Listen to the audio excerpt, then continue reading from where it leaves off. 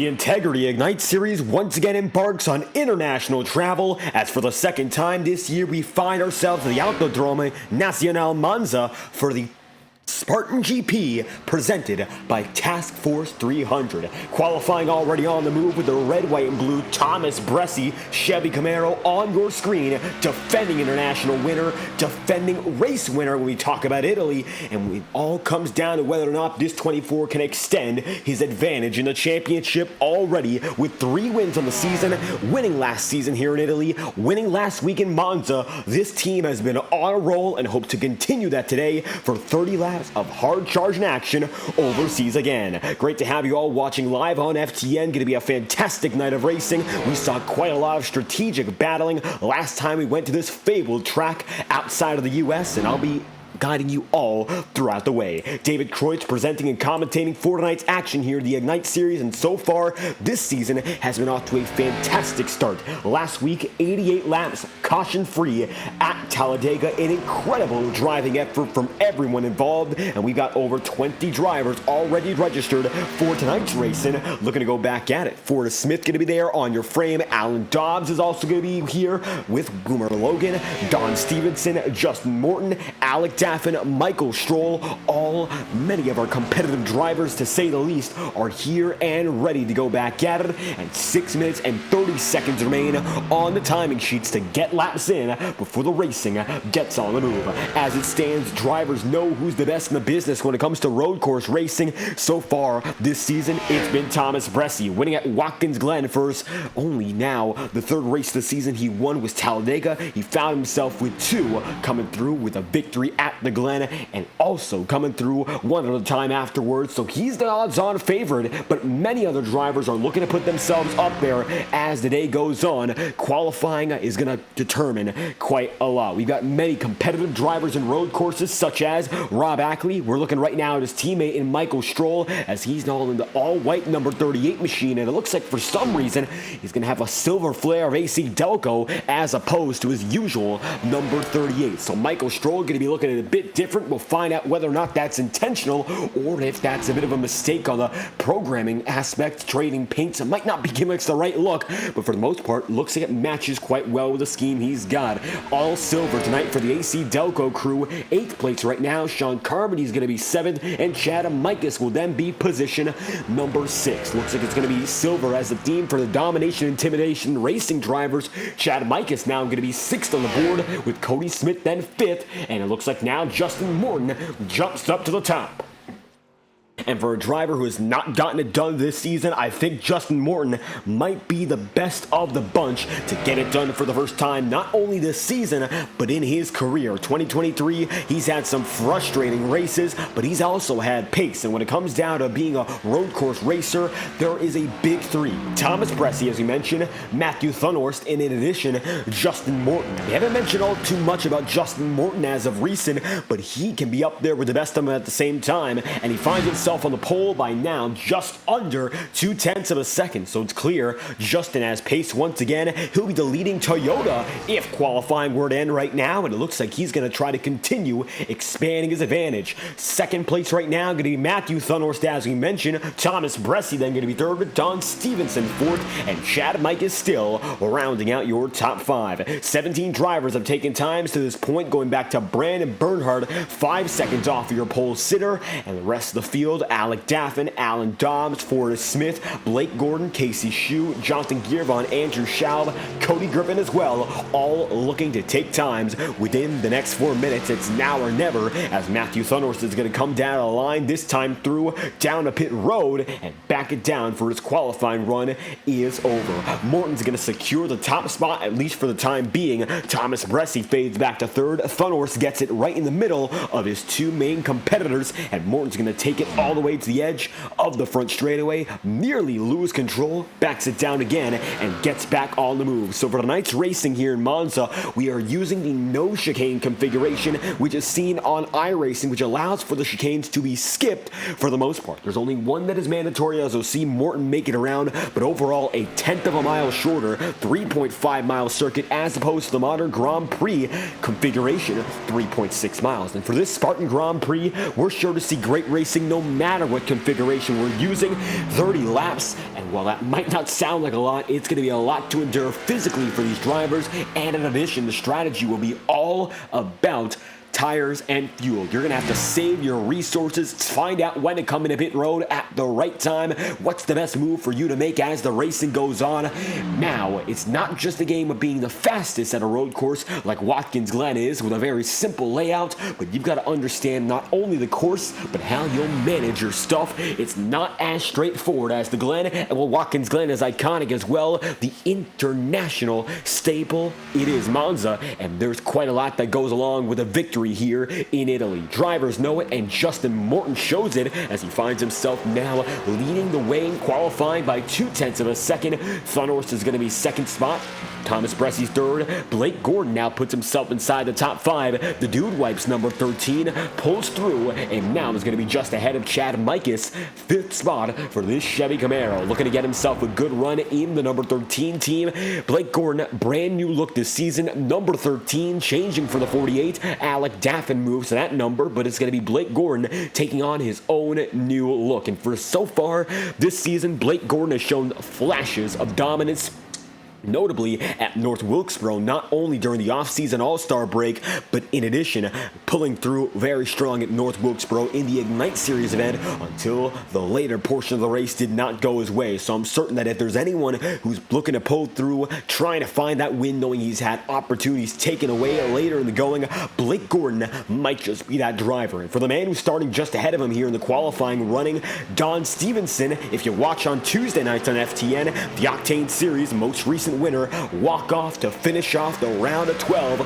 Don Stevenson pulled through, and he's going to find himself starting 4th after winning from the Roval. Cody Smith going to be 8th right now, number 18 Machina representing Next Level Racing, and with a minute to spare, he's looking to take his next lap to the next level, even if it won't be timed overall in this session. He's taking now what will be his 2nd extra warm-up lap, practice making perfect, and right now Cody Smith looks to be the only driver taking extra laps to make sure he's got what it takes under the hood. Forrest Smith is also going to be on the track, and Cody Griffin is as well. 21 of your 25 registered drivers have taken the time so far, and it looks like that's the way it's going to stay, save for a final lap from someone like Cody Griffin, Andrew Schaub, Jonathan Giervon, or Alan Dobbs. Qualifying is effectively over. Now Cody Smith comes into pit road, and Blake Gordon is coming around one final time. Looks like this time it's going to be Justin Morton hitting the top of the board, and with 15 seconds remaining, counting down until final confirmation, it will be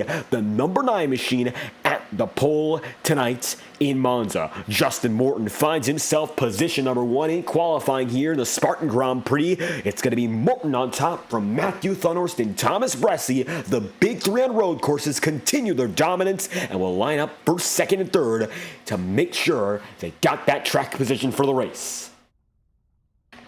And looking out, Justin Morton as second practice has already begun. 5 extra minutes for drivers to get settled in and find out what they've got under the hood. And it's a great opportunity these drivers are given to get those few extra minutes before all is said and done. 5 minutes after qualifying, you understand what you did during the hot laps. You sort of analyze your situation and then put yourself in the context of what can I do to be better and what can be done to push that much further. Justin Morton going to take the optional first chicane, get back on the move as he makes it right by. He's going to let another driver, Kyle Cooper, go through, and he's already satisfied with his performance so far today. Starting grid, it is in formation in a few minutes' time, but we already have the numbers and the drivers who will be starting where, and where they'll be starting the famed Autodromo Nazionale Monza. 30 laps of action in the Spartan Grand Prix, and without further ado, presented by Task Force 300, let's find out who's starting where overseas in Italy. Your front row going to make up of 2 of the big 3 road course ringers this season. Number 9 machine of Justin Morton gonna lead the way with a 1 minute 41.924, and he puts himself up in the top spot ahead of Matthew Thunhorst, who's one of those drivers oh so good at making a right turn as well. 142.117 for Matthew, and Thomas Bressy then gonna be scored position number 3 with Don Stevenson 4th, Blake Gordon 5th, and Chad Mikas 6th. The 4th, 5th, and 6th spots separate by 0.3 of a second. Stevenson's got the edge all the way down to Chad Mikas, and it's 134 is now 143.335. Travis McChristian comes through with a 143.433 to start in 7th for your Daytona winner. Cody Smith is going to be the last of the great 8th place for him in the 143.444 category, and Rob Ackley, who put on a fantastic show at Watkins Glen to claw back into the race-winning battle with just a moment's to spare. 3rd place at the Glen, starting 9th tonight inside of row number 5. That's going to be Rob Ackley's number 22, 143.535. To round out the top 10, Gael Brooks, coming fresh off the podium at Talladega, will round out the top 10 in qualifying with a 1 minute .43631. So 631 on the decimals, 1 minute and 43 seconds, a spread of nearly 2 seconds inside of your top 10. Then from there, going to be Alec Daffin in the 11th and Sean Carmody in the 12th spot. Rounding out the Baker's dozen, Michael Stroll is going to be 13th next to Casey Shue, position number 14. Jacob Fife then going to be 15th with Kyle Cooper 16th. Brian McFerrin's going to be holding on for the 17th spot, and Forrest Smith will be position number 18 with Cal Filarski 19th and Boomer Logan rounding out your top 20 with a 145.41. Then from there, only one on the driver takes a time lap in Brandon Bernhardt, 147.19 for the number 81 team to put themselves 21st, just outside of that top 28 alongside Alan Dobbs, who opted not to take a time in this session. 23rd then going to be held by Jonathan Gearbon in the number 23 position.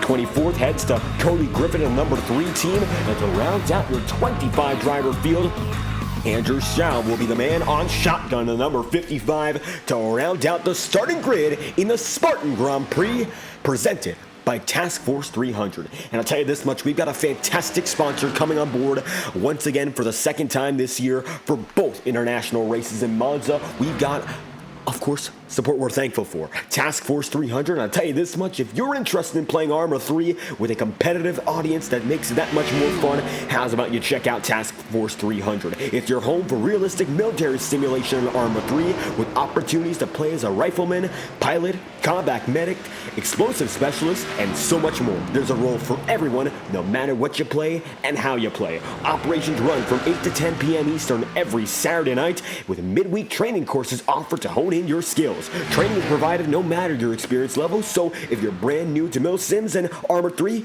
don't be shy and apply. Check out the link to Task Force 300 Discord in the description below. We got it as the 2nd Discord link today to find out more to apply to Task Force 300, bringing you all the action from Monza.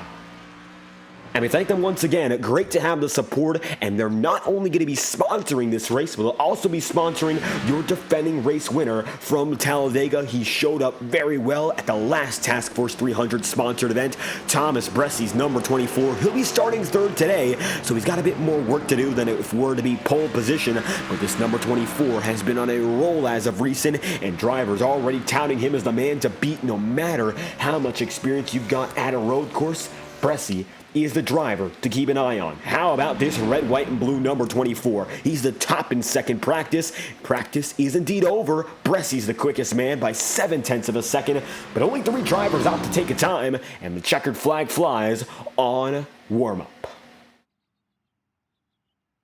And now, getting set for 30 laps of racing overseas. It's been a largely American-dominated Integrity Ignite Series scheduled, but we've seen quite a few overseas gems. Earlier this season, we went to the Twin Ring Motegi for a fun, caution-free race, 100 laps of action there, and we've gone to Monza before. We even went to the Nürburgring last season, and that was a thriller all the same. These drivers are used to having these sort of wild card races. They understand how to drive these tracks, of course, but it's a different scenery and certainly a different setting. Heading all the way up to Italy with 599 feet of elevation on the track, it's nearly unheard of for a stock car league to take it to this track regularly, let alone once, and we're doing it for the 2nd time this season. All the information you've got to know. This is the NASCAR Xfinity Series package, so Mustangs, Supers, and Chevy Camaros, and it's going to be a limit of only 3 tire sets in this race, no matter what. Identical setup to the iRacing spec. It looks like they're actually going to be using a fixed setup for a road course, so not going to be the baseline setup, but they've got a road setup, made sure the drivers will be able to perform as well as they possibly can. Thankfully, iRacing gives out very competitive setups with their overall package. If you sign up today at iRacing.com, they'll have you covered if you want to try out Monza with the Xfinity machines like these drivers here on your screen. And I'll tell you this much, we haven't said much about it so far, but we have an FTN iRacing giveaway planned in the future. If you're worried about not having the finances to come through, not having the experience, we could set you up. We've got several iRacing promo codes that we'll give away courtesy of our friends at Watkins Glen International, hooking us up for the second year in a row. And this one's to give back to the incredible community that's helped us out live on FTN. So don't wait. Keep around here in FTN. It might be your chance to hop on the sim for the very first time to get that experience you see here on the channel. I'll tell you this much, 30 laps of racing, only 3 tire sets maximum, winds of 2 miles an hour, and it looks like overall very fair track conditions. Partly cloudy in the air, 79 Fahrenheit and 91 Fahrenheit on the track, so already getting a bit slicker, but it's going to get that much harder as the drivers push at 100% coming now through the final front straightaway to get things going. It's going to be the iRacing official pace car dropping in to let Justin Morton and Matthew Thunhorst do all the work once again. Road course ringers 1, 2, 3 looking to become a winner. Green flags out in the Spartan Grand Prix, and they're already taking it deep here in Monza.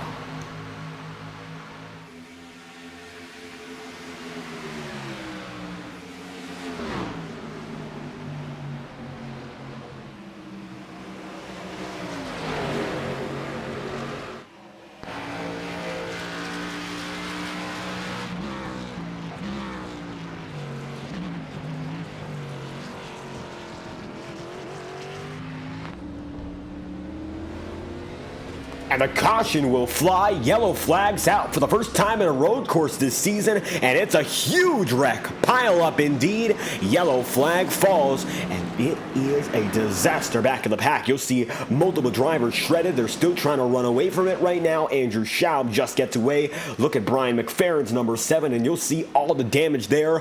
Already race-ending wrecks, and the caution flies for the first time today. Let's take an instant replay, find out just what happened here. Yellow flag and a fall for the first time here in Monza, lap 1 of 30, and they're already wrecked by the point we're watching this, so we'll take an instant replay and find out that much more as we take it back just a bit further into this most recent wreck. Instant replay going to be showing you what just happened, looking overhead here, eye in the sky with Brian McFerrin as he goes through the first series of corners. One driver going to be outside of the racing line. That looks to be Gael Brooks in the 71. No trouble there, and it looks like it's going to be McFerrin hitting Casey Shoe. They tap each other again. That's what brings out the caution as they tag Boomer Logan, get a piece of Cody Griffin. So a multi-car wreck first lap today. Yellow flags out already, and we will be back under pacing just after we got the race going. Caution flies. Brian McFerrin going to be on pit road as we look at our eye in the sky. And just like that, Justin Morton comes through to lead an already chaotic first lap as they come around the stripe. Yet again, you might have noticed Matthew Thunhorst and Thomas Bressie were beating and banging already for the race lead. Justin Morton, no stranger to that aggression, and they're already working each other over, trying to get things done so soon into the action. So I'll tell you this much, the fighting up in the front of the field is already on its way. Bressie nearly losing it himself, and luckily getting that bailout for his sake. Matthew Thunhorst liked what he was doing. He was pushing the number 9 and Morton all over the track, and eventually saw that Morton went off of the racing circuit outside of the first chicane, and that's the only mandatory chicane you have to take. So for Justin Morton, that could have been much worse without a caution bailing him out, and just like that, they'll reset once again and should be going back. Green flag racing at lap 5.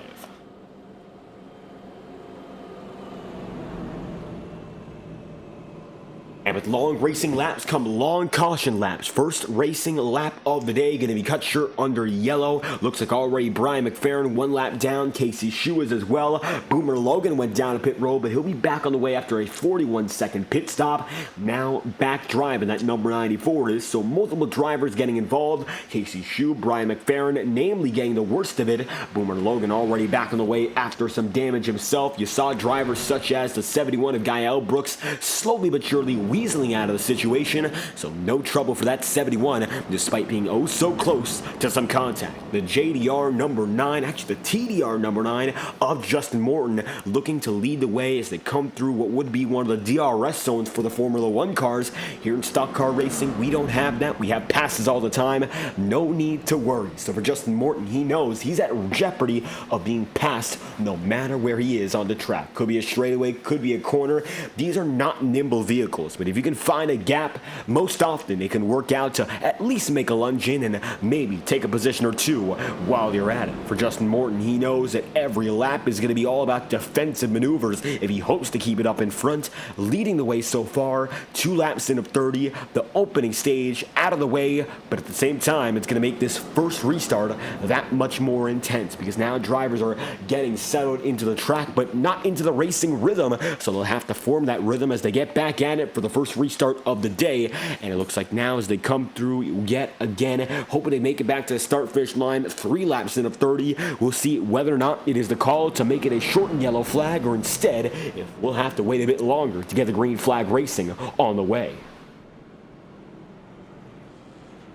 Looking further back in the field, some big losses of time from McFerrin and Casey Shue. Nobody else looks to be impacted as bad as those two right now as they come around this time by to get things going once again. Going to be going through the curve of Parabolica and making it happen out of this final corner means that much more, especially if you can gain that momentum. You can see that there's a bit of green striping on the outside of the curve of Parabolica, so you don't have to take this track all the way on the bottom side hitting every apex. We've seen in open wheel competition that high side might be enough speed to rip around to the top, being an advantage. And with these stock cars, well, that might not be the case for fear of going outside and risking going into the grass or the gravel, what have you. You could try to do that in another discipline of racing to better success. Double file, it looks to be between Morton now and Matthew Thunhorst. 3 laps in of 30. No call has been made to shorten this caution, but it looks like it might be called the way these drivers are already getting set up for the run so far.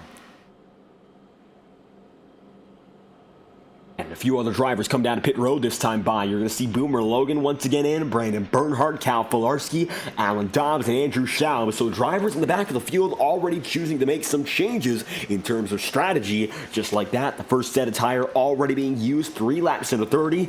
And while it might not be a major advantage immediately, the hope is for a driver like Boomer Logan, who just went in, that as time goes on in the run, and we most likely get a green flag run in, as we have for almost every other road course this season, that eventually we'll have ourselves a big difference in new tires and old tires, where even a lap or two can be the difference between 1 second, a second and a half, or even more. The laps don't seem to come quick here in Monza, but when you get around the start-finish line 5, 10 times, even up to 15 or so, you're going to feel those tires begin to shred up. You'll feel the warmth, you'll feel the lack of grip, and more that becomes a noticeable effect depending on how hard you run the tires as well. That will impact the degree of the strategy, impacting, of course, the timing of the pit stop, how hard you have to defend, how much you can push. It all changes depending on how you drive the equipment here. And for Justin Morton, he hasn't had to do much with it so far to maintain his lead, still having himself ahead of Matthew Thunhorst and Thomas Bresci,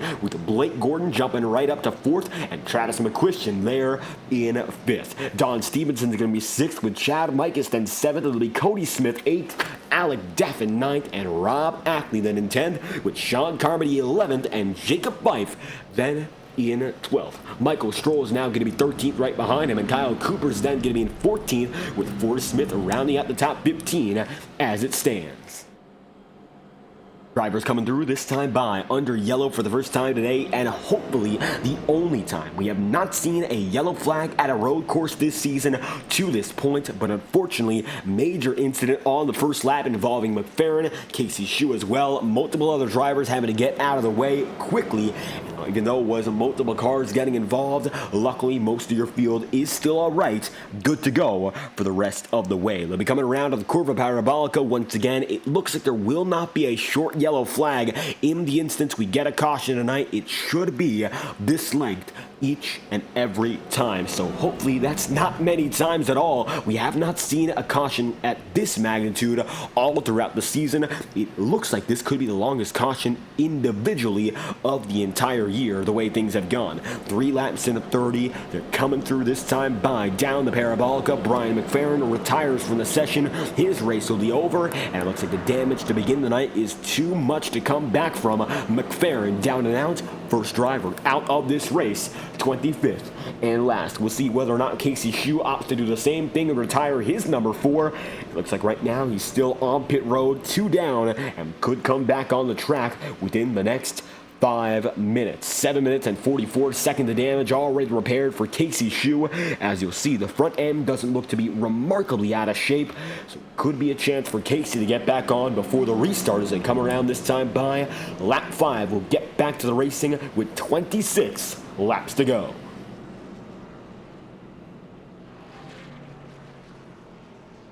And with a bit of time here, the iRacing official pace car still navigating around. We'll bring it back before our restart gets going with an iRacing promotional break. For over 15 years, iRacing motorsport simulations have provided the highest quality online simulation no matter what discipline of racing you're into. Stock cars, open wheel, dirt, rallying, they've got it, and they've got much more. Sign up today at iRacing.com. They've got discounts all throughout the year. Holiday specials are coming up once again, and prices as low as $7.77 for 2 years have been put on display all throughout 2023. Best discounts and the best time to buy in. This is iRacing Motorsport Simulations, bringing you all the action live on FTN, and we'll bring it back after a brief promotional break.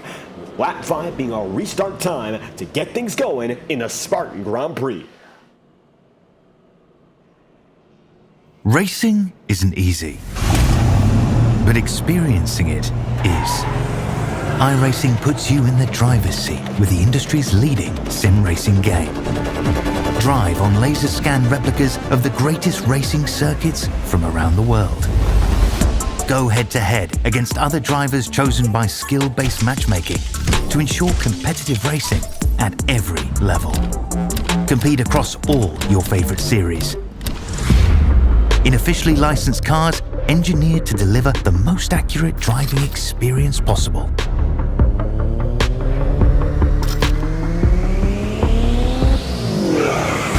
Join a race or host your own with players from across the globe. Race against the computer or in a league with friends. Feel the thrill behind the wheel. Visit iRacing.com.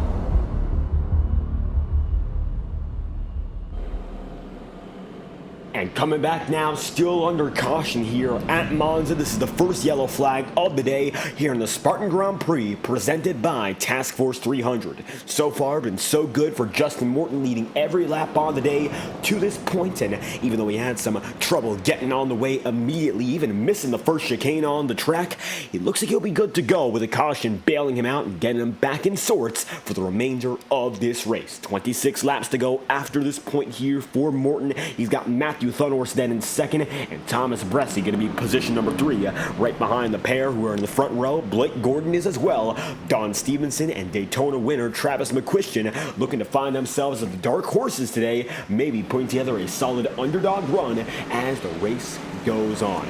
Coming through this time by, it's going to be 4 laps out of 30, coming down to lap number 5, down through the curve of Parabolica. Once again, the iRacing official pace car will drop down a pit road and get them through once again. Pit road for the pace car, time to get back on the move. First restart of the day for Justin Morton as he brings us back to the green flag. Number 9 machine out in front with still his heavy-hitting competition of Thunhorse and Bresci right behind.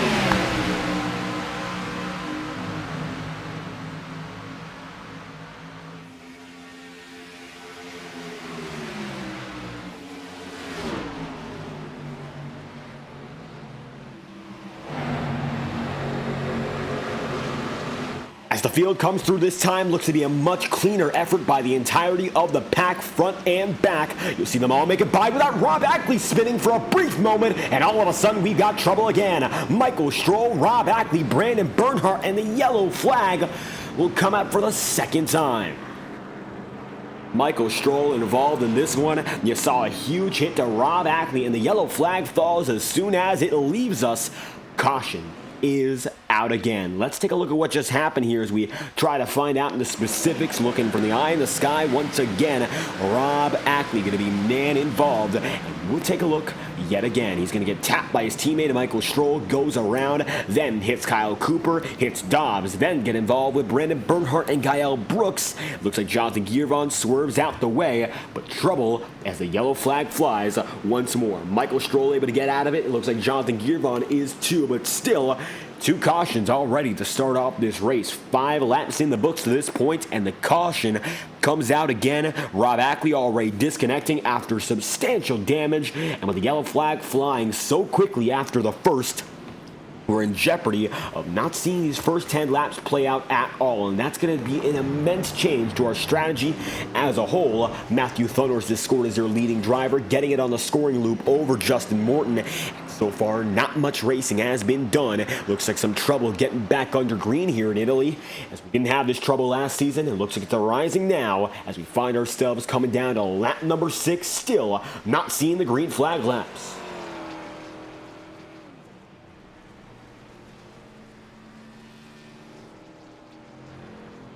As the drivers come through this time by, it's going to be Bressie and Blake Gordon following right behind Matthew Thunhorst and Justin Morton. Travis McQuistion rounds out in the top 5, and Don Stevenson's then going to be there in 6th. 6 laps in out of 30. The call has been made to change restarts to single file for the remainder of the night, so no more 2x2 as we are back again under caution. Now, since we have the opportunity, we do have quite a lot of space to fill in the broadcast. How's about we take a look at what this track is all about? This is a Monza, and it is iconic. The Grand Prix circuit we're using today is most alike to the Formula One style of racing and their Grand Prix configuration used in F1 year after year. Many iconic moments coming from that circuit from its days of high-banked circuit with an oval configured with it as well. The oval isn't used as much anymore, but used to be as quick as Daytona or the aforementioned Talladega. Now, primarily, exclusively a road course in the real world, and it is still as iconic as it can get. So how's about we hook up our cameras here and get back on the move? Looks like as they come through this time by, it will be the first of the Lesmos, and there's only 2 of which, but they're iconic in their own ways. The field is coming by. You'll see Alec Daffin, going to be Sean Carmody there too. So how's about we follow the field and take us on a bit of a trip with our drone camera and the rest of the drivers taking us around. Going to the first of the 2 Lesmos, they'll break immediately with a very sharp braking zone, nearly 90 degrees into the second Lesmo, which will take us now into the remainder of the run to the Parabolica. As they come through this time by, we are not going to be using any chicanes, so we'll dodge the Fly Emirates Bridge and let the drivers go through. Boomer Logan right there with us coming out of your second Lesmo. You're going to see a major downhill run, and the reason is just above this circuit in its Grand Prix configuration, the oval is still intact. Now, it's not going to be seen here, but that is the cause for some of the elevation changes as you go throughout the entirety of this track. You'll see, of course, the majority of this is the Grand Prix configuration, but you're also going to see on the outskirts of the premises buildings, towns, and if we look around even further, you'll find yourself looking at the oval, which is not yet in visibility to this point. So let's take a look back down. You'll see the grassland making up a majority of this circuit. Taking it back down just to make sure we find our footing off the track. You'll see multiple different configurations. It looks like by this point we find ourselves a bit lost. The drone doesn't quite know where it is going, and the oval does not seem to be found. So we might have just lost everyone on the drone. How do we take it down and get ourselves situated once again? The racing circuit, as we were on beforehand, going to be right there with us. And there it is, the oval configuration that we were looking for. Over 30 degrees of banking akin to Daytona and Talladega. And while it is no longer used anymore, it's still available to use on the iRacing platform. So it is also there, despite the fact we are not using it tonight. The oval still exists alongside those who are currently on the Grand Prix configuration, 7 laps in out of 30. You'll see right now the first Lesmos is currently inactive with no drivers around. Coming out of the start-finish line, Matthew Thunhorst leads us through again. Let's get themselves a bit organized and follow the field as they make it through the first segment of corners here on the track. Coming out of the curve of Parabolica, you'll see we are not going to be taking this first chicane. We'll see if drivers opt to regardless, and it looks like right now Justin Morton, who did it beforehand, he will stay straight and not look at our first chicane. Going to be separated by cones tonight, so you do not want to take this curve. This is similar to what the NASCAR Coca-Cola iRacing series used when they made their trip to Monza just a few months ago. Making it through this time by, now we're going to get on our way through the Curva Grande, and it's a big turn for a big reason. You've got all the racing room on, of course, the outskirts of the track. You're also going to see the gravel, big time gravel alongside the grasslands. Just like that, as they come through Curva Grande, making up the first portion of this circuit. Very wide turning radius, and as they come through once again, you'll find yourself on the run to the Lesmos with Casey Shue, looks like Boomer Logan there as well, all being driven around at pace speed. Not often you see a stock car alongside a Porsche GT3 for all too often, but here with all the caution laps we've seen, 7 of which, that's how it's been to this point. This is the only chicane that has to be taken in part, and it is because you just can't skip it through the same way as it would be for any other portion of the track. There are rumble strips there, so you cannot make the mistake of driving flat out, hitting the rumble, because if you do that, you're going to end up damaging the underside of your stock car. Doesn't matter the manufacturer, they're all set up the same, and now we're going through the first Lesmo, on through the second, with Andrew Schaub and Jonathan Giron both leading us through. As we make it through the grasslands, this time we're going to try not to get lost. We're going to go under the Fly Emirates banner and make our way down to the downhill slope right alongside our oval here. And as we saw, not only the road course, but the oval here in Monza. There's many configurations. I believe as it stands, there are over 5 of which on iRacing. In the road course, there's multiple configurations depending on which chicane you'd like to take. Depending on which oval you'd like to use, you can go counterclockwise or clockwise. So you can use a right turn oval here in Italy. Despite the real life danger, it still is applicable here in iRacing. As we get a little further out from the drivers here, they're going to be taking it to the run down to the Parabolica, and we'll have only one more lap of pacing from this point onward. The Curva Parabolica is a very, very famous turn in itself, alongside the iconic Lesmos and of course, the Parabolica paired with the Curva Grande not too far after. These are very important not only because first and last corners on the track, but the way they are driven. Momentum is pivotal in terms of success, and you'll see that making the apex here for these drivers a little bit more important than running the high side, which we've seen in open wheel competition. Stock cars drive it different as they come around to the start-finish line. This time through, Matthew Thunhorst set to get back going as we'll have ourselves green at lap 9 of 30. So far, only yellow flag laps on the day, with some trouble getting things going so far, but as we take a drone cam lap above the city here of Monza, Italy, drivers are getting set to do it all over again as we say goodbye to our eye in the sky. Drivers pass by one more time, and that's our trip in the air here at Monza. Let's get back to focusing on the leading drivers. Thunhorst, Justin Morton, and Thomas Bresci. Casey Shue unfortunately involved in that first lap incident, which brought out the first of 2 yellows so far. 7 laps down for Casey on pit road for 20 minutes to this point, so estimation showing he could have gotten out earlier, unfortunately not coming to fruition. Michael Stroll, Rob Ackley, Brian McFerrin, all of which have been disconnected from the session by their own choice, as a matter of fact. Domination Intimidation Racing having some trouble as a result. How about this? Looks like Casey Shue offering an interview, so we'll see whether or not we can get this number 4 in right now. Casey Shue looking to get us some time filling here to find out a bit more what it's been like on the track in Monza. Casey Shue is going to be joining us in the broadcast booth right about now, and for JT Motorsports, not the best start to the night. The number 3 of Casey Shue, now going to be the number 4, as Cody Griffin's the number 3 tonight. He's going to be with us 8 laps in, out of 30. Casey Shue involved in that first incident, still on track, but on pit road for over 20 minutes now, so some trouble in Monza early. How you feeling so far? I'll say hopes are kind of shot for playoffs, but it's all good. it happens here a lot. Just different braking points. Lap 1, I was just trying to go easy, and I was actually kind of joking. It was kind of funny. I was joking about wrecking early so I could go to bed, but we all took it seriously. But it was I was looking forward to it, but hopefully the rest of the race can go well. If we can get going green and get a few laps here, it should be a good race. A couple of fast guys, and the field's really close together. That's exactly what we're hoping to see here, as we're just a few moments away from getting the racing back on the move. So when it comes to Monza, what's the most important thing that you saw in terms of having a successful night, besides, of course, keeping it under green?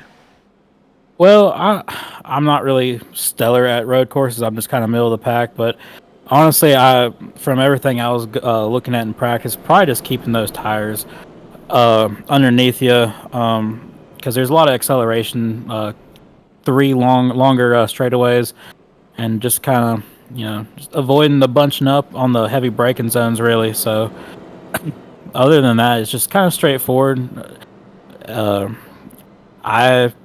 Like I said, I'm just kind of a middle of the road course racer, so I'm not anything special like my teammate Bressie and Justin and all of them. But they'll put on a show for you, and I mean they'll be able to tell you more just through their driving than I'll be able to through my words. But really, just tire management, I believe. There we have it. Casey Shue bringing some insight in before we go green this time by. Anything else you'd like to add? No, just go get them, JT and boys. Wish I could be out there. Heck, at this point, I might be able to get a couple laps under green with a new engine if we keep wrecking. And there we have it. Casey Shue bringing us back to the restart here. We thank you for your time. Thank you.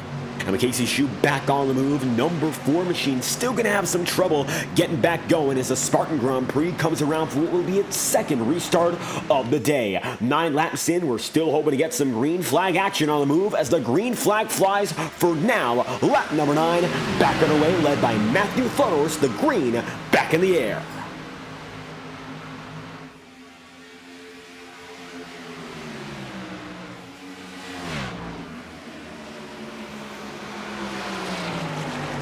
And so far, top 3 remain the same. Lap 9 here on FTN, as always, presented to you by Tangle Paints, a fantastic supplier for all your iRacing paint scheme and livery needs for prices you cannot beat. Offer starting at $50. Be sure to check out Tangle Paints on Twitter for more information. Total to the entire Tangle Paints team creating fantastic work, and you see it on FTN before with some great paint schemes. Drivers such as Joey Stone representing Tangle Paints night after night, and here, a lot of fantastic schemes too. So if you want to have yourself a nice livery to represent your sim racing identity, check out Tangle Paints for more information. Lap 9 of 30 here in FTN, and we're bringing you back to the action here in the Spartan Grand Prix. Thunhorst and Bressie beginning to break away. Justin Morton having trouble, and this is your Lap 9 presented by Tangle Paints as the restart back on the move. Given the situation, we are not going to send it to a promotional break here because we do love to see drivers getting it under green. Looks like this start going to be mostly clean with Carmody and Griffin going through.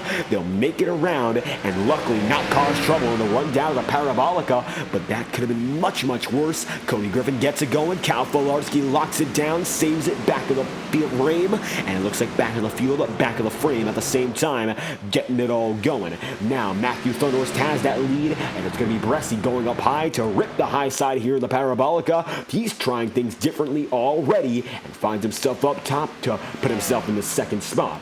It's going to be third. Blake Gordon now, the number 13 machine, weaving back and forth to stop the draft and hope to end those connections. And so far, so good for a driver such as number 9 machine Justin Morton to remain inside the top 5. But for most other drivers, what would be a great night might not be the best for this number 9 team, knowing they've got race-winning pace. Losing a spot so early into the green flag restart is a very tough situation to be in. Travis McQuistion is further back now, 10 laps into 30, and he might find himself in close competition as the racing goes on. So keep an eye out for drivers beyond the top 4, because if Justin Morton's going to falter early, there might be other drivers coming through to take those spots right back. Chad Mikus has seen multiple of his teammates go through and disconnect from this race. Rob Ackley and Michael Stroll in succession, making it down and out. And it was first, of course, the number 22 machine, then Michael Stroll leaving.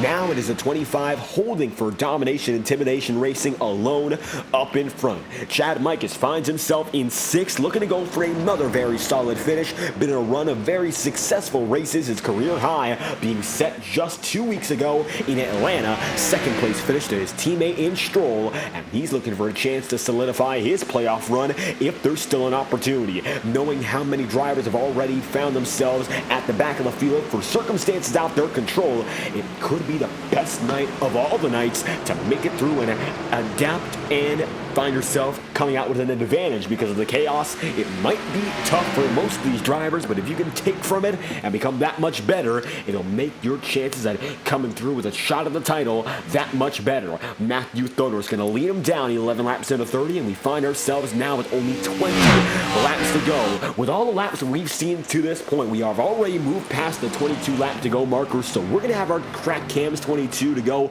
crank it up, move back to lap 15. We'll move back to 15 to give some time to breathe for these drivers, because we have gone back-to-back yellows and already find ourselves nearly at the halfway point. It's been a very, very rough ride so far, but it's getting exciting now, seeing drivers heading through under the green flag. Thomas Bressy's already making some moves, 4/10 of a second back on the number 8 of Matthew Thunnors. Looking with a close-up drone shot here to see what's going on. Bressy hits every apex, and that time by was slower by 1/10 of a second, but his second half a lap picked up big as they come down to the curva parabolica. Once again, he's got a shot to make it even closer at the stripe. And on this final rundown, there still will be some braking zones in effect, taking it through a sweeping curve, left and right and left again. This is where Bressy seems to have that advantage. You'll see how much time he closed in. Now on the run to the parabolica, 3/10 of a second, and the fluid motions being made by this 24 are the difference between losing time and gaining it, and vice versa. Coming down to the parabolica once again, you're going to see Bressy working it all the way down low to start, then getting the motion up top. He's slipping and sliding, that's for certain, but still keeps it in good pace without much trouble. No hesitation from Thomas Bressy to this point as they come around this time by.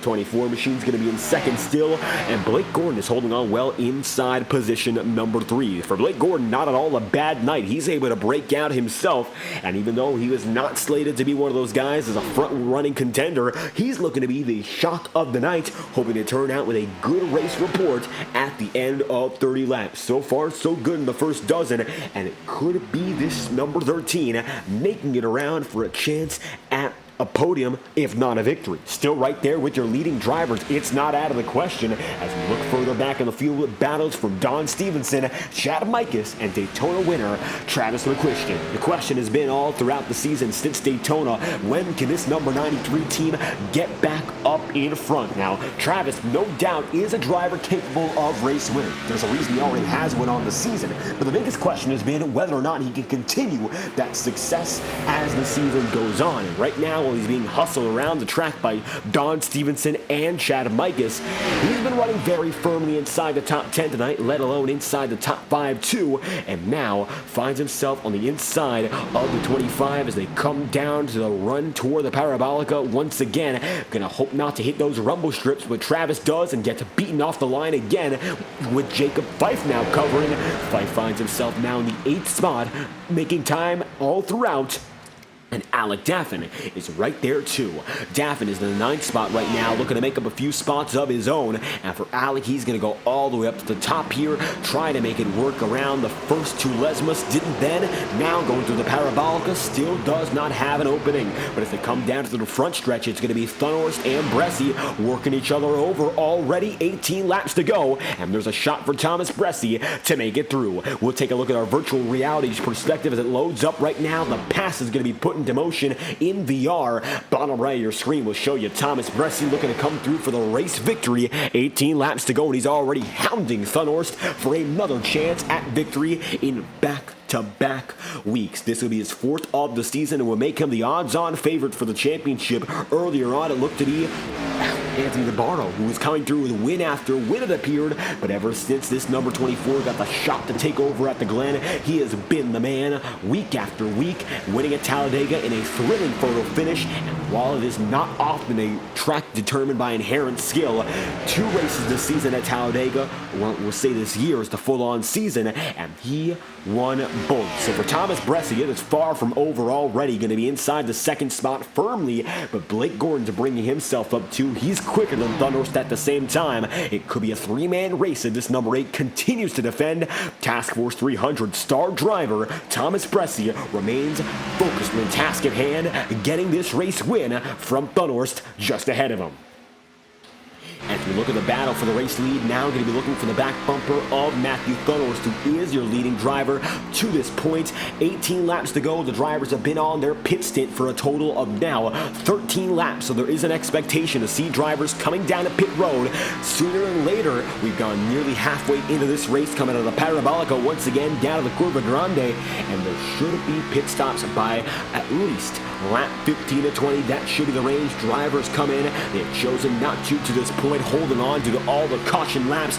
Not as much tire wear, but already tires are beginning to shred for the drivers at the head of the field. For Matthew Thunderhorst, that time by, he ran a 143.647, and it was a 143.749 for Thomas Bressie. So even though they're still the quickest pair up in front, it was absolutely worse than their best laps in the race. 142.474 is the best lap between the both of them, set by Matthew Thunderhorst. So over 1 second a lap being lost might not sound like all too much, but that could be a make or break difference as time passes. Andrew Schaub going to come down to pit road, the number 55. Trouble for him. Looks like he'll make it down to pit road under his own power, and through he'll go. Now 1 lap down in 21st. Up at the head of the field, though, Matthew Thunderhorst and Thomas Bressie remain advantageous, but Blake Gordon is flying now and puts himself in position now third for this number 13 team, and Blake Gordon is on his way up to the top of the board. That time by, he had a 143.444,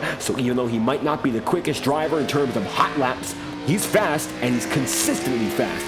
Very little fall off for him lap after lap, and it looks like he still is gaining time. 0.8 of a second away from your leading pair, and getting even closer every opportunity he has.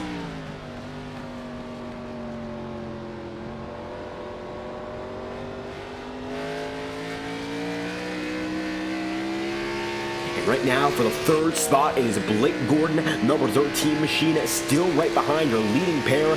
Quarter of a second now going to separate Matthew Thunderhorst and Thomas Bressie as we come around with 16 laps remaining here on lap 15. As always, providing high-quality iRacing cameras, and they are the best in the business. Over 100 track and car combinations. Be sure to use TrackCams22.com for all of your iRacing camera needs. They're providing to us tonight the fantastic onboard shots we'll bring to you all throughout the racing here in Monza. Visit TrackCams22.com for more information, or visit Facebook.com for, of course, all your needs there. They have TrackCams, their own page, Facebook.com/TrackCams. Whether you're a broadcaster, someone who works with iRacing cameras, they're the place to go for all of your camera needs. Cars, tracks, they've got them all. Be sure to visit TrackCams22.com for more information as we crank it up uninterrupted with 16 laps remaining.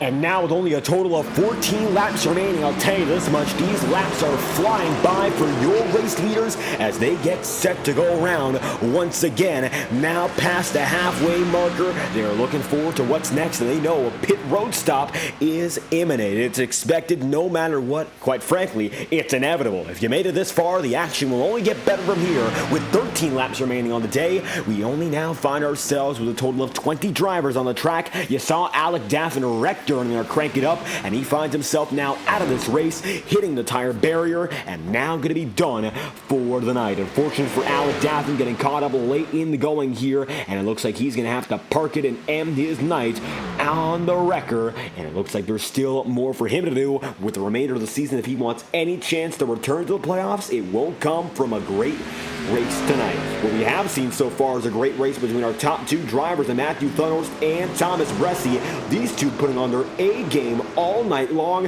and even though we had some troubles getting this race going, since then they've been phenomenal, getting things going from the start to the finish. These two could be the ones that battle alone till the end. Blake Gordon, though, has still been hounding them lap after lap. He's faded back just a bit more from where he was beforehand, but he is still just within arm's reach if the two in front make a mistake. It is still not over for Blake Gordon, despite the fact he might not be as close as beforehand. He's still there with an opportunity, and he's just going to have to wait to pounce when push comes to shove.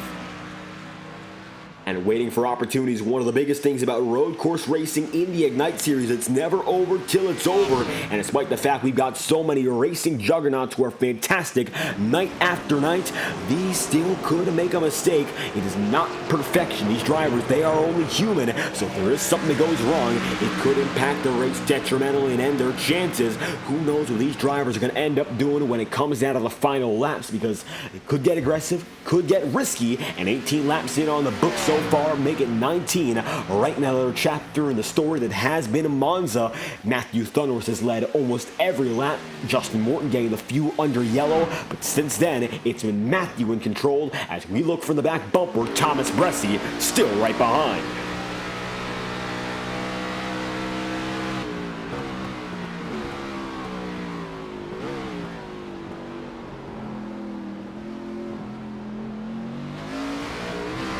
And the distance between these two drivers is still just under half a second. Lap after lap, doesn't matter how they take the turns, who's taking it first, doesn't matter how they approach it. Seems like they'll always find themselves within those few tenths of a second. Right now, of course, Matthew Thunhorst has the advantage corner after corner. That has not been a doubt all night long, but Bressi is still there in case there is, of course, a mistake. Well, there has not been much of a mistake so far. With 12 laps to go, Bressi's been known to pressure mistakes, even if they seem especially unlikely. And now with 12 laps to go, of course, it could be Matthew Thunhorst beginning to check out, but we saw last time we were overseas, it was pit strategy that won the race for Bressi and not coming down to the long green flag pace. You can, of course, be a great driver when it comes to running raw on pace, running it faster and faster, lap after lap after lap, but that'll only get you so far, of course, when we see races that need pit stops. And so far, it's been so good for the drivers who have not been worrying all too much,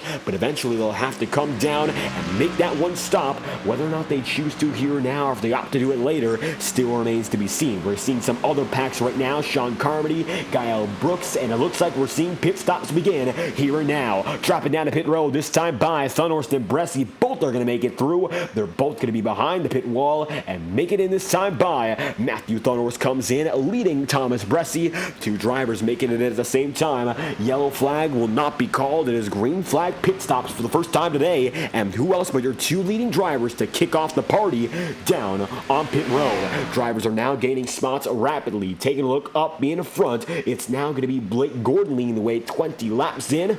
And then from there, Justin Morton now in second again. And Don Stevenson currently rounds out your top three.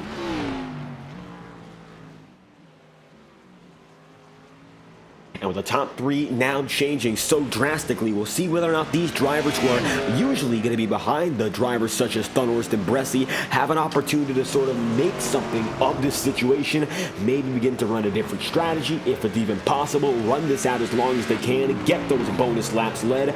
Blake Gordon is sure to lead lap as we go through once again. It's going to be the Parabolica where he determines whether or not it's ready for a time down to pit road for this 13. He's not yet chosen to come to pit road at all tonight on a 20-lap old stint, but some drivers throughout the field have opted to come down at least once so far. First place is Blake Gordon, Justin Morton is now second, Don Stevenson is third, and Travis McQuistion is then in fourth. But Cody Smith for Next Level Racing at fifth has opted to come down to pit road once on a different strategy, hoping to make it work all the way till the end. And for Cody Smith and Next Level Racing, taking sim racing to the next level has never been this easy. Since 2009, creating high-quality sim racing performance products meant for dedicated sim racers. If you think you deserve nothing but the best for your sim racing experience, check out nextlevelracing.com for all the information about each and every product this company's putting out. Highest quality for prices you cannot beat. An official partner of the Integrity Racing League, Next Level Racing will be giving out an official year-ending prize for the 2023 Ignite Series champion. Throughout the first 2 seasons of its existence, whoever has tallied up the most points overall will come home with a $2,000 Next Level Racing rig and take their sim racing to the next level unlike anything they've seen before. We're going to take you to your first promotional break of the day with 10 laps to go, courtesy of our friends at nextlevelracing.com in the Spartan Grand Prix, presented by Task Force 300.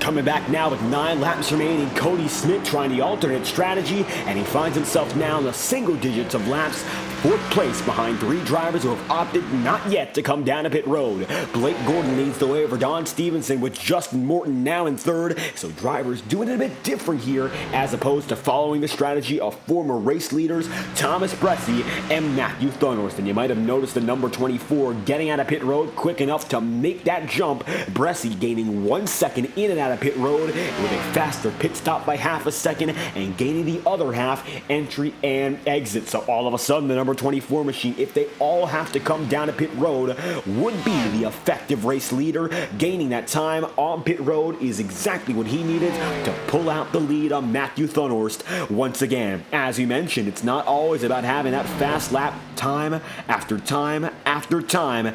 Now he's got a chance to break away with pit strategy helping him out. Just like that, new man on top of those with tires, it's Thomas Bressie. Still, your race leader remains Blake Gordon, 14 seconds down to Stevenson, who finds himself firmly in 2nd now. Justin Morton then going to be in 3rd. 4th is going to be Cody Smith, and Sean Carmody is going to be 5th, with Gael Brooks then in 6th, and Thomas Bressie position number 7. Going back to those who have already gone for their pit stop. So far, it looks like it's going to be Bressie, Thunhorst, Micus, Jacob Fife, Alan Dobbs, Boomer Logan, Travis McQuistion, Brandon Bernhardt, and Kyle Cooper, who are going from position number 7 out of 15. But you'll see a bit of a difference in terms of their pace. Now, it looks like Dobbs, Logan, and Brandon Bernhardt alongside Kyle Cooper, Jonathan Giervon, and Cal Filarski. They've opted not to come down to pit road just yet, but they're still intertwined with those who have already made that first stop on the day. So quite a difference already in terms of strategy. Jonathan Giervon that time by runs a 149.714, which is only a second off his best lap, but overall, compared to the best of the field, Don Stevenson, your new man on top, leads last time by 144.805, best lap overall, 143.779. Blake Gordon now going to be down to 6th after his pit stop, so it looks like he cycles out even further up ahead.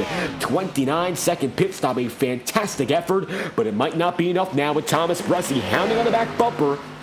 Quarter of a second, separating your new 2 leaders up in front of the field with tires, and Bressi is flying. He's got the warmth already. It's cold tires for Blake Gordon, and he's being pressured big. Take a look at the bottom right of your screen right now, the virtual reality perspective.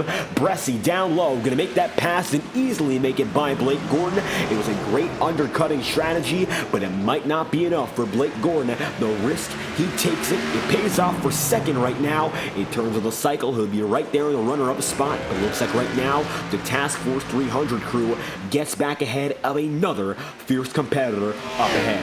Just like that, the driver of the number 24, Thomas Bressi, makes it up another position. Leader is going to be Gael Brooks in terms of those who are still out on the track. He looks to be with Cody Smith, currently now on a different strategy. So Brooks and Cody Smith lead one strategy. Sean Carmody, Justin Morton, Don Stevenson, they lead those who have not come down to pit road and are running from the very beginning with 8 laps to go, coming down to 7 through the Curva Grande. They'll go again out of the Parabolica. Don Stevenson makes it down once more and will take him now with 7 laps remaining to the start-finish line once more.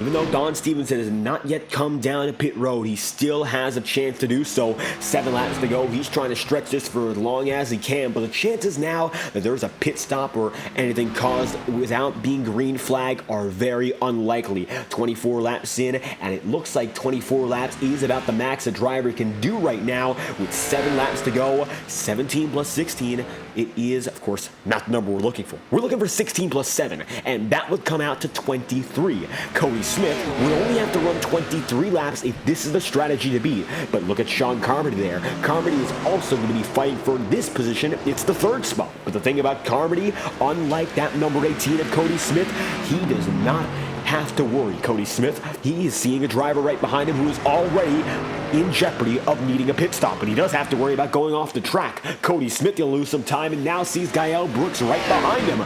Brooks might find himself in contention for the race win all of a sudden.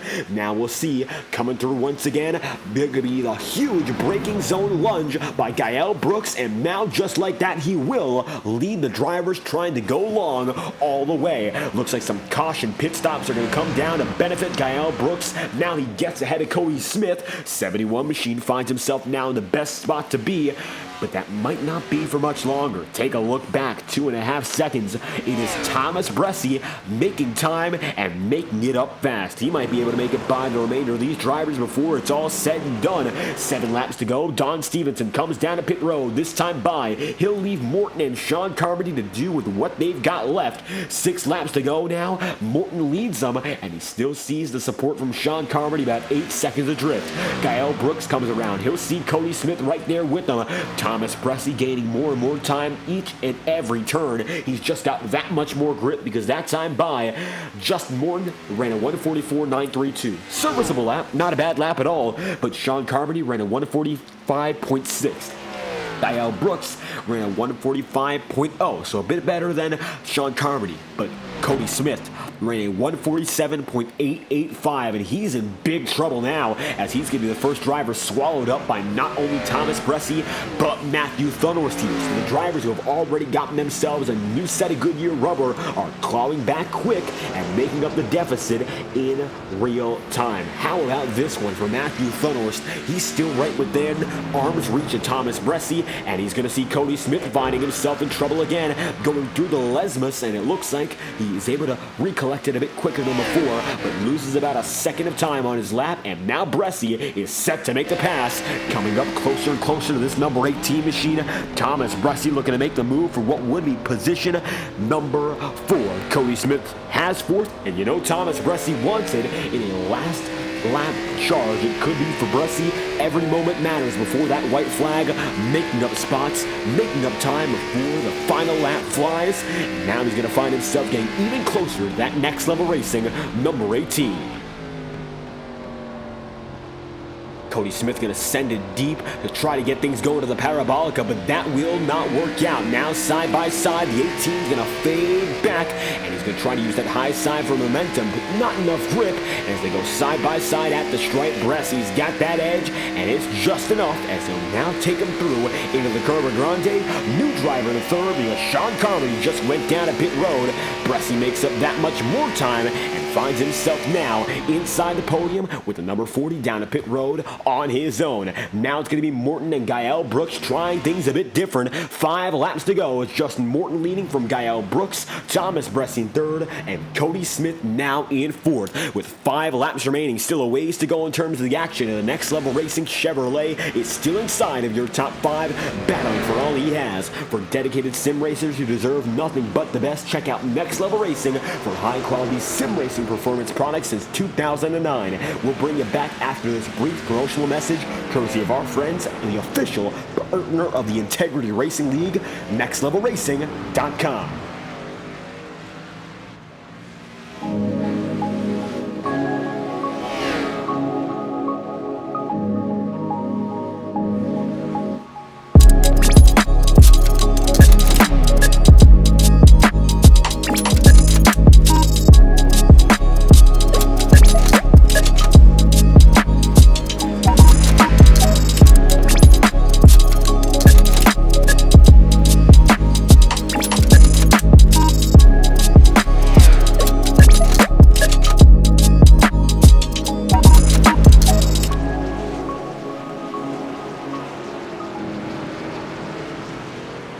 Coming back now with 5 laps remaining, Cody Smith getting passed by the drivers on new tire sets, and Justin Morton still holds forward up in front with 4 laps to go. If he's intending to go all the way, which it looks like that could be his motive, 27 laps in, he's opted to stay on the track for each and every one of them. He'll lead now over Thomas Bressi by 6 seconds, over Gael Brooks by 5 seconds, and for Gael, the last lap charge, he might not be able to hold on.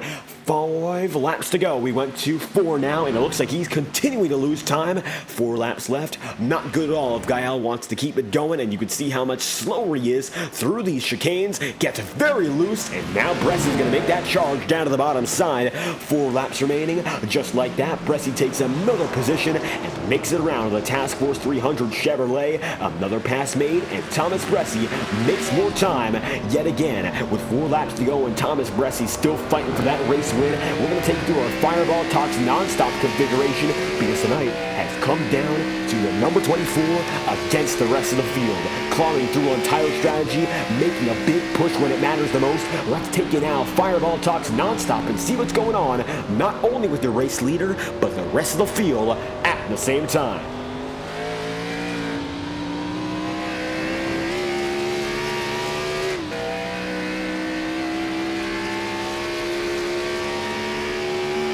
Take a look right now what is going on here for the number 24 of Thomas Bressi. You find him second place, 5 seconds behind Justin Morton. We're looking at Morton at the same time here, 4 laps to go, coming down to what will only be a total of 3. Going to be a big change if he can hold on for 5 more seconds. Of course, Morton still looking for his first career victory in the Ignite Series, and while he's held on for a large margin of this race, he led laps early, now leading laps late. This 3-lap dash is going to be the most important part of his racing season. This could be the biggest chance for him to come home to victory lane without any resistance. He's up there, has track position, and does not need to worry, at least for now. But on the right-hand side of your screen, you'll see Thomas Bressi and his VR perspective. So even if we're not focusing on that number 24, he is still there and is chasing down Morton lap after lap, sector after sector, second after second. He continues to lose more time, Justin Morton does,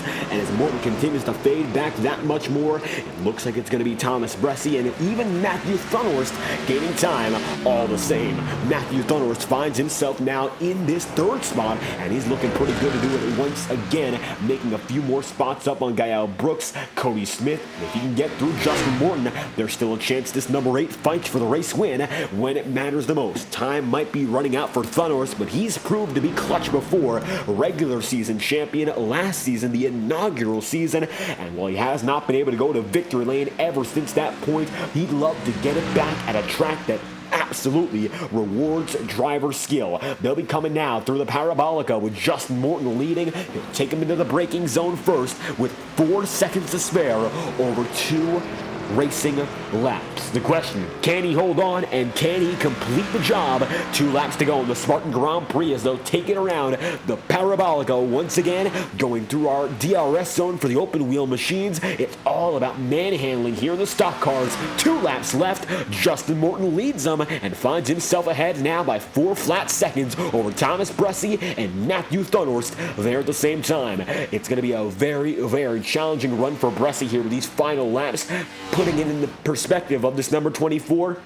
If he wants to hold on, he'll have to make up 2 more seconds each and every time around at the pace that Justin Morton's been going. That time by, he makes up a 1.5 seconds on Morton. It was a 1:44.056 compared to a 1:45.556, to exactly a 1.5 seconds down to the thousandth. So it is almost the pace that he needs to be going, but Thomas Bressi still needs to get a little bit more out of it if he wants to make it happen. Cal Filarski to be beached on the side of the track. Luckily does not get involved, but Matthew Thunhorst now looks down low, and all of a sudden Thunhorst has a shot on the bottom.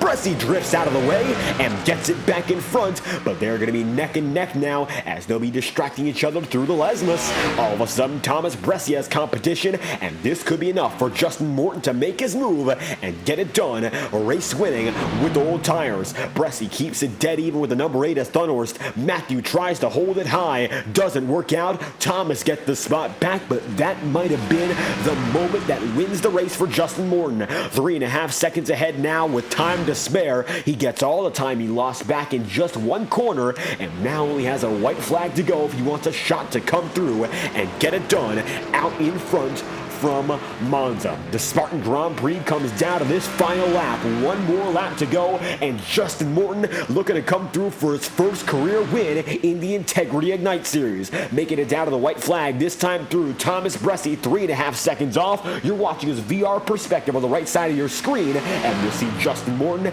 leading on the left when we take a focus at this Toyota, Supra. It's no Tundra, but it's been trucking around for laps in succession, and even though he's had trouble handling and whatnot, he's still going strong. Oldest tires in the business, 30 consecutive laps, and yet he's still rolling with 1 more to go to seal the deal. 2 seconds separate Bressi and Justin Morton now. Bressi sliding into the chicane, goes 2-wheeling, makes contact now with Matthew Thunhorst, and as hard as he's driving to get back up there, might not work out. Side by side between the 2 in the runner-up spots, Justin Morton breaks out that much more. Now, it looks like it's going to be Bressi and Thunhorst fighting each other for that 2nd position. 3.5 seconds back, not enough that time around, only gained 0.4 of a second lap prior, and as they come now to the curve of Parabolica, it is going to be Justin Morton with time to spare, making it around as they come now, 1 lap to go. The final lap seeing a battle for the 2nd position. Justin Morton knows if he can just make it 1 more curve, he'll have it through. In the Parabolica, Justin Morton will go looking to win this race out in front with old tires, 30 laps, and a gamble might just pay off. Leading laps early from position number 1 on the grid. Justin Morton laid back early, let the cautions come through, and lets a strategy gamble tell the story from there on out. Getting it done in Italy, Justin Morton will round the curve of Parabolica and come through the front straightaway to get it done for the first time in his career. Justin Morton will win the Spartan Grand Prix, and the number 9 is on top for the first time in 2023, getting it done here in Italy. Justin Morton pulls it through, and will win for the first time in his Ignite Series career.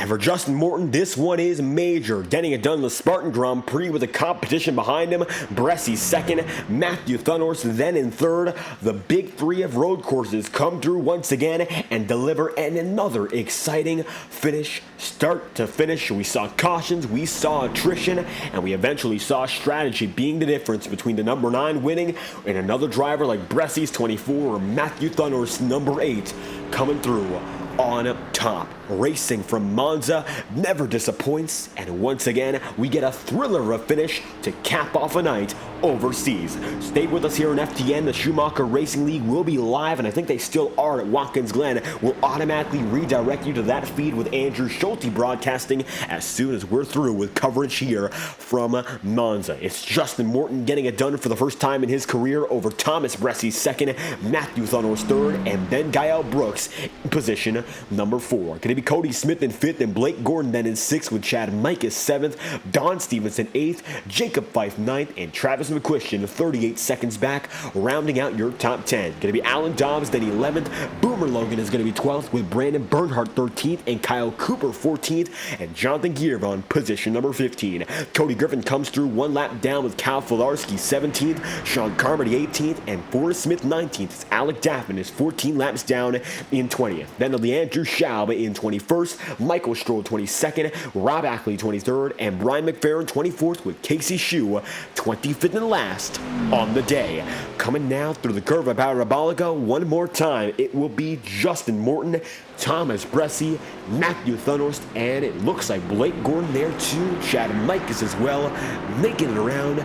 Celebrations will begin for the number 9, waiting over a season to come through on top with the checkered flag, and now time to burn down the house. Justin Morton, due for a celebration, comes around this time by, and how's about we catch up to the number 9 as he gets set to burn down the house overseas in Italy.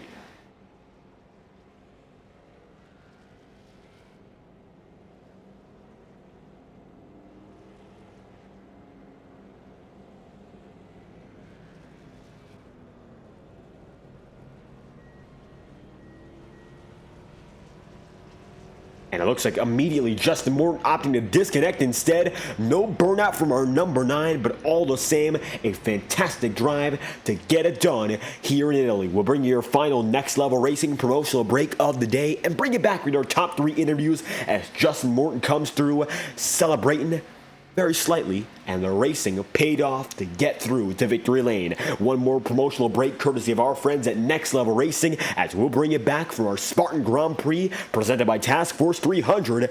It's going to be Justin Morton winning from Monza.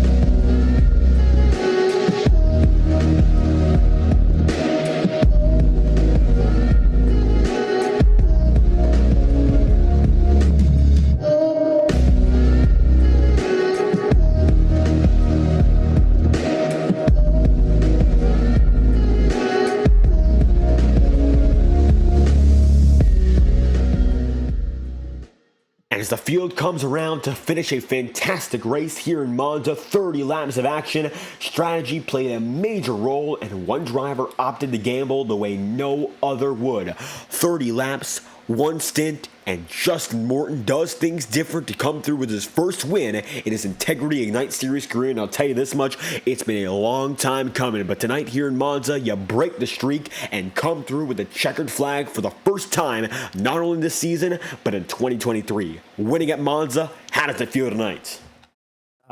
It feels like a lot of weight off my shoulder to finally get a win, especially on the road courses where that's kind of my specialty. And doing it on how I did it with the fuel saving, how hard I was doing it, it was I wasn't sure I was going to make it. And it was a huge gamble. We saw no other driver able to commit to going all the way. Cautions might have saved you early where you fell back a bit on that first green flag restart. And from there on out, waiting for things to settle in, it was a very, very tricky strategy to pull off. So how was it committing to a very big reward, big risk situation? Risk could have been much more, but you got the reward at the end. Yeah, definitely got the reward there. I'm not sure if Bressie and Matt were going to get there if they didn't start battling. It would have been really, really close if they were racing for it, trying to just get to me. Yeah, it was really difficult to commit to that because I had to commit to it as the green flag went, basically. Once I saw Blake get by me, I pretty much decided I was just going to go for it and see where it ended up. The risk from the beginning of the race pays off at the end of the day. I mean, I tell you this much, going for that no-stop strategy, much different from everyone else, and another fantastic road course race. Going to keep the chaos going here in the Integrity Ignite Series. Now, coming from 2 super speedway style races, we go road course ringing here, and all of a sudden, we're back in America with some short track grassroots racing. 5 flags up next, 150 laps of action there. How's it going to be to try to take this good momentum and move it on to Pensacola? Yeah, it's definitely going to be tricky to try and kind of transfer it over. I feel like I'm normally pretty good on the short tracks, but 5 flags is going to be pretty difficult to race. These cars really aren't made for it, but willing to race anywhere, but, hopefully the racing goes well there with the custom setup that we're having done for us. Yeah, it should be something. And hoping to keep the good racing going here, Justin Morton comes through winning the Spartan Grand Prix victory lane after 30 laps of hard-fought racing here in Monza. Anything else you'd like to add? Yeah, I like to thank everybody, the admins who put the league together and are willing to try a different road course. I'm not a fan of Monza. I don't really like this track much. I appreciate all the admins who put in so much work for this league. Teammates Bressie and Matt. Fortunately, Casey had a pretty rough start to the race. Kind of really stunk for him to go out lap 1. Cody for jumping in with no practice and running how pretty all right I think he did. I'd like to give a shout out to them and thank you for doing the broadcasting. And there we have it. Justin Morton pulls it through for a first career win in the Spartan Grand Prix. Thank you for your time. Thank you. But Justin Morton on the move from there on out. It looks like a huge night for the JTM crew. Thomas Bressie pulls it through in second. It's an all JTM podium, and Bressie looking to go back-to-back in victories, just falling short. It was 3.5 seconds back for a second place finish night. Thomas Bressie, second place on the podium. How you feeling after tonight?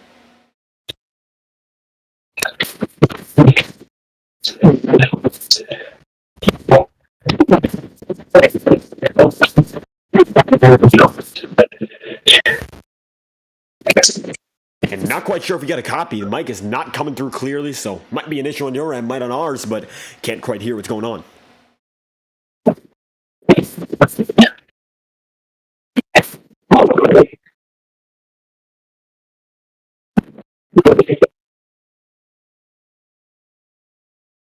Still not getting much of a read, so I'm not quite sure if it's a microphone issue. Can you try for us one more time? Can you hear me, bud? There we have it. All right. Well, that's weird. I got to mess with that then. Yeah, I said kind of disappointed. Should have won the race. Was going to get there. But, we decided we wanted to race for second. So, is what it is, I guess. It's not a whole lot more to say. I mean, happy that Justin finally got a win. But, yeah, should have won. So, second sucks. At hard-fought second place, we saw strategy, big-time differences for a lot of drivers here trying to hold off long. You went for the more traditional split strategy, given all the yellow flags. A bit different from usual, but I have all the same fierce battling all throughout. So how was it with the strategy changing so much after our opening yellow flags? Yeah, I mean, we were looking at it. We still weren't sure if we could make it. So I wasn't really even thinking about it because there was like 4 laps short. I mean, I was saving under the caution. I wasn't gaining anything back. I was just holding 4 laps short. So, and I second guessed myself, and I was thinking, I was like, well, do I sort of split it from when we went back green, or do I go as far as I can and splash at the end, or I knew a couple guys had, I think, stopped under that last yellow and kind of topped off, so they were going to be close. But yeah, I second guessed myself, and I waited a lap or two longer to pit than I probably wanted to, which I guess it set me back further in the grand scheme of things. I would have had more time on the new tires. I wouldn't have been near Matt, so I wouldn't have had to worry about the last couple laps, and probably could have won it easy. But live and learn, I guess. We'll just go on to the Crash Fest. It's going to be 5 Flags at next week, and I don't know what's after that, but we'll see if we can survive the crap next week. As you mentioned, 5 Flags up next. Going to be another very chaotic track as of recent on a bit of a chaos swing, but the shortest track in this run of races. 5 Flags, we have not gone to it so far this year. Going to be unforeseen territory. How do you think it's going to go for this team to keep the podium streak running? I mean, we'll see. If it's anything like North Wilkesboro, it's going to be a caution fest. We'll probably run half of it under yellow, but there's certain tracks that these cars don't belong on. So, unfortunately, a couple are on the schedule. So it is what it is. I know, I guess there's some people that probably don't like the road courses, but at least, these cars can handle tracks like this. But I digress. So we'll just try to survive and move on to the next actual race and, just keep chipping away at things and try to pick up a few more bonus points before the year's over.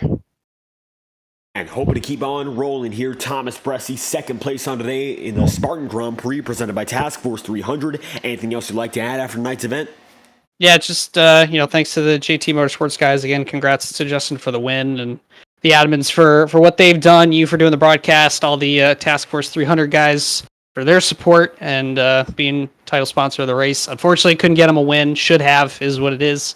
But yeah, definitely go check out our Discord down in the description below if you want to find out more about us. So, but yeah, that's about it. There we have it. Thomas Bressi comes home second tonight in Monza. Thank you for your time. See you, bud. With Thomas Bressi on the move, only one more driver inside the top 3. Matthew Thunhorst on the big 3 of the road course racing come through once again, all of which inside the podium. Matthew Thunhorst in number 8, third place on the day. So third, a hard-fought battle for second here at the end of the day. Strategy splitting up, but still a podium finish. How you feeling? I'm feeling good, David. Kind of like I alluded to last week, I needed to figure out how to save the rears, and I did a little bit of work over the weekend and figured out I was locking up the tires, and I just wasn't noticing. So, to have something there to fight with Bressi at the end, and just to have a car there underneath me to hold for as long as I did. I mean, I don't know why I lost out to Bressi there under pit stops. I mean, maybe I was a little rough getting off on the clutch and all that. I'm still trying to get used to it with all the aids off, but considering all the challenges I put up against myself and, trying to keep improving and seeing that success, I mean, maybe it wasn't a win, but, instead of falling way behind and being like, oh, the tires are bad, to actually race good and be up in there and mix it up at the end was a lot of fun. It felt really good. Mixing up the strategy, we saw a different race from last season international. Some cautions to start off the action, but from there on out, able to get a green flag run once again. How was it with the management of a different situation, although a pretty similar racing environment? It was really weird because I was hoping that Justin would kind of take the lead there and I could kind of slip in, kind of manage my stuff. And instead I had to do that from the front, which is never easy because you're like, am I going quick enough? Am I doing it right? And then it's, once I got after pit stops behind Bressi, I started to see some of the things I think they were doing. And whatever the set of corners is before the last one where it's the left, right, left kind of slalom. But, and just knowing, I knew Gael, and I jokingly said something in the Discord about how good he is at fuel saving. We saw that second caution. I'm like, some of these guys are definitely going to be saving fuel. So I knew that was a thing. And then all of a sudden, I was like, wait, Justin's pretty good at rotary. Why is he falling back so much when he was sitting back and forth? And all of a sudden, he goes, oh yeah, I can make it. And it's like, and so, it's one of those, especially for how rough this season's kind of been, both A and B for him, and how his bad luck's been. It was really cool to see him as a friend and kind of a pseudo teammate, I guess, in the league, to see him get his first W and kind of get that monkey off his back. So, I imagine it was interesting for you because you were calling a bunch of different things, and I mean, me and Bressi were kind of getting there up until, it was one of those. It's kind of like he mentioned, I could have waited and maybe we could have gotten to Justin, but I was like, Bressi's a really stout racer, and when I saw the kind of one mistake here or there, it's like, if I don't take this, I don't think I'm going to get a shot at him. And so it's one of those, yeah, we could have raced for the win, but it's, it it was one of those things that's like, if I don't try for him now, and I thought maybe he would have the rear slick enough that maybe I could make a pass, but I couldn't get it done. But regardless, I'll still take a podium here. So it's for all the carnage and the fact that we were all kind of sideways at lap one and or turn one, lap one. It was just it's still really good to come home with like clean car and a good race. So, and like I said, I made a lot of improvements as a driver, so it's a lot to look forward to. Another very solid night for this team, but after a road course, we're heading back to some grassroots racing, Five Flag Speedway for the, of course, next up on the schedule. It's going to be short tracking in Florida, so heading back to the U.S., how's it going to be to adjust to another completely different style of racing? Well, short tracks are my bread and butter, so I liked racing at North Wilkesboro. The ending on that one didn't quite go the way I was hoping, but Five Flags is one of those I got circled, so I'm hoping to have a good performance there, get the job done, and hope to have a good finish and maybe get my monkey off my back for the season and finally get that W. But I can't say other than that one race, I think Motegi, where my internet dropped out. It's been a good season, but it's like Wilkesboro, being almost there to get the checkered flag at Atlanta before just last lap kind of racing deal there kind of took me out of it. And so there's been a lot of races, where I've been close, and it's just I want to get that W, and Five Flags is that track I got circled. So I know there's going to be a lot of stout folks there and a lot of good racers. So we'll have to see how it works. I worry Five Flags can be a little chaotic like any short track can be, but considering I've actually visited that place in person and been there and walked it, I've kind of said it before to other people that track's my home away from home kind of track. So I want to put on a good show in there and maybe have a little bit of fun in Pensacola. And looking to keep the good times rolling for this team, chasing victory number 1 in 2023B, Matthew Thunderous rounds out the podium here in Monza. Anything else you'd like to add? Yeah, just thanks, to everybody racing. It was a little bit rough, there at the start, but, I think we had most of the field be able to continue on. So it was a lot of fun. Got to see a lot of different stuff there for fuel saving or just good racing throughout the field. So just thank everybody for putting that on there, and just all the sponsors that helped put this on. I think it's it's a task force that's sponsoring this race, right? Yep, the Task Force 300. Yeah, thanks to them for sponsoring this race, and just everybody else behind the Integrity League that helps put on the Ignite series. And thanks to you, David, and everybody at Fireball Talks for showing this to all the fans. And thanks for everybody watching. And we're going short track racing, so might see a little bit of door banging and all that next week, folks. So thanks y'all for tuning in, and see y'all next week. And looking to keep it beating and banging up in front of the field, Matthew Thunderous rounds out the podium here in the Spartan Grand Prix. Thank you for your time. Yeah, thank you, Dave. Matthew Thunderous on the move, third place for this number 8 team, and it's going to be all JTM inside of the podium. Going to be Matthew Thunderous third, Thomas Bressing second, and Justin Morton coming through with his first win of the season. And what a way to get it done here at a road course. The Spartan Grand Prix brings again excitement here to Monza, and this track never disappoints. International racing so far we've seen this year has been exciting to say the least, and we've seen more and more some winners beginning to be made lap after lap, night after night, another brand new race winner here in 2023B. However, it's going to be another very similar style of racing. We bring back the short track, but at a different type of circuit. Pensacola, Five Flag Speedway, it is second to none in its own racing characteristics, the home of the Snowball Derby, prestige in its own realm of racing, so don't miss out on another short track thriller in the Integrity Ignite series. Tomorrow night we'll be live, and it's going to be at Kentucky Speedway for the Octane series, and it's now going to be the round of 8, finishing off what's been an exciting season of racing in 2023. Keep an eye out for the Octane series as well, as we have a full week of action live on FTN, kicking it off tonight in the Ignite series and the Schumacher Racing League. We'll send you to the SRL broadcast after this feed is done being sent over. Thank y'all for watching tonight. I've been David Kreutz, leading you through all the action, commentating, and producing. If you enjoyed tonight's presentation, be sure to leave a like on the channel and subscribe. Well, the channel, the streams, we'd love to have you support each and every aspect of our productions. If you do enjoy it, subscribing and liking the stream would be the most direct way of supporting us, and it means the world to have your support each and every night here on the channel. From our studios to your homes, we hope you enjoyed tonight's presentation of the Integrity Ignite series and the Spartan Grand Prix presented by Task Force 300. If you did enjoy, once again, we hope to have your support by liking and subscribing, and we hope to see you all whenever we're live once again on FTN. We thank you all for your immense support, and we hope that you have a great night.